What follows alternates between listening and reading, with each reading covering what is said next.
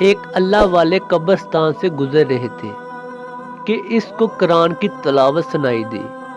اس نے ارد گرد نظر دوڑائی لیکن کوئی دکھائی نہ دیا۔ تلاوت کی آواز مسلسل آ رہی تھی۔ اس نے دیکھا کہ پاس ہی قبرستان میں ایک مردہ انسان قرآن کی تلاوت کر رہا ہے۔ اس بزرگ نے اس کو السلام علیکم کہا تو مردے نے سر اٹھا کر وعلیکم السلام کہا۔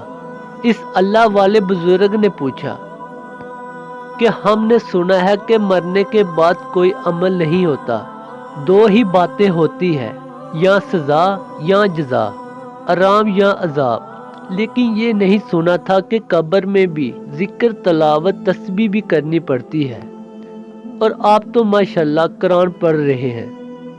مردے نے کہا کہ جو انسان وفات پاتا ہے اس سے سب سے پہلے 3 سوال ہوتے ہیں۔ اگر وہ ان 3 سوالات کے جوابات دینے میں کامیاب ہو جاتا ہے تو اس کو کہا جاتا ہے کہ تم کو قبر میں اپنا وقت قیامت کے دن کے انتظار میں گزارنا ہے۔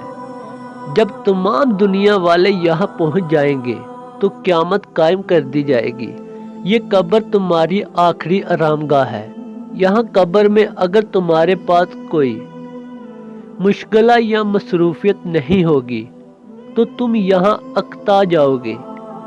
اس لیے تمہارے پسندیدہ کام جو دنیا میں تم کو اچھا لگتا تھا تم وہ بتا دو، تم کو یہاں اس کی اجازت مل جائے گی۔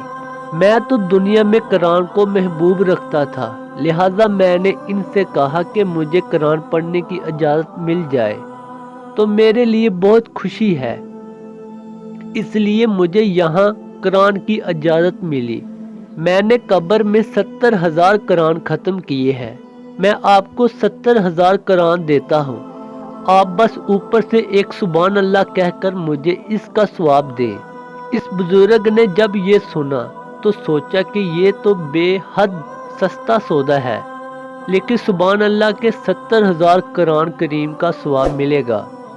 تو اس نے مردے سے کہا کہ آپ اتنا سستا سودا کیوں کر رہے ہیں؟ مردے نے کہا تم جہاں سے باتیں کر رہے ہو وہ دنیا ہے، دنیا میں سبحان اللہ کہنے کا بڑا ثواب ہے۔